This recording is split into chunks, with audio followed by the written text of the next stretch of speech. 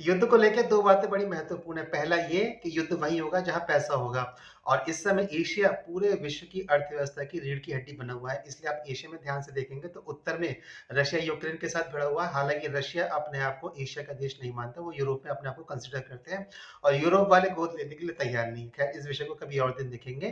तो वो यूक्रेन के साथ भिड़ पड़ा है। अभी हमने जस्ट ऑपरेशन सिंदूर को कंक्लूड करा है, जहाँ पे पाकिस्तान को अमेरिका और पश्चिम शक्तियों के द्वारा पाला जाता है। अब हम चलते हैं वेस्ट की तरफ। अब हम वेस्ट एशिया यानी कि पश्चिम एशिया के देश देख चुके थे, सारे देशों की गिनती भी कर चुके थे।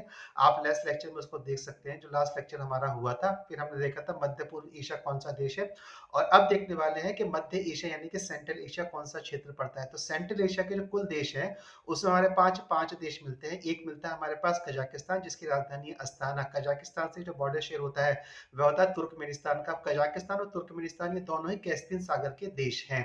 आप ध्यान से देखेंगे तो कैस्पियन सागर ऐसी एक जलराशि है जो विश्व की सबसे बड़ी झील है और ये लवणीय झील है और ये एशिया और यूरोप के मध्य की सीमा रेखा का निर्धारण करती है। अब तुर्कमेनिस्तान और कजाकिस्तान के बीच में हमको एक देश मिलता है उज्बेकिस्तान। उज्बेकिस्तान की राजधानी है ताशकंद और ध्यान करिए ताशकंद वही राजधानी है जहां पे भारत के माननीय प्रधानमंत्री लाल बहादुर शास्त्री जी का संदिग्ध परिस्थितियों में निधन हो गया था।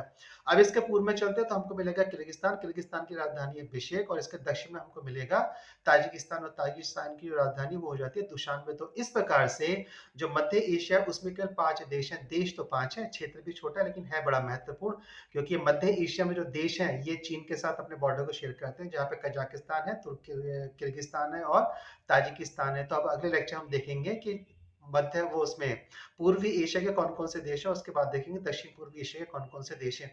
मध्य एशिया के वही क्षेत्र है जहां से जब इस्लाम का उदय होता है तो यूरोप का भारत के साथ व्यापार बंद हो जाता है। यही से हमको पहले पता लगता है कि व्यापारिक प्रॉब्लम किस प्रकार से हमारे पास ज्योग्राफी के भूगोल के अंतर्गत काम कर रही थी। और मध्य एशिया ये वही देश है या क्षेत्र है जहाँ से मौसम शब्द निकल के आता है, वो निकल के आता है मौसीम से।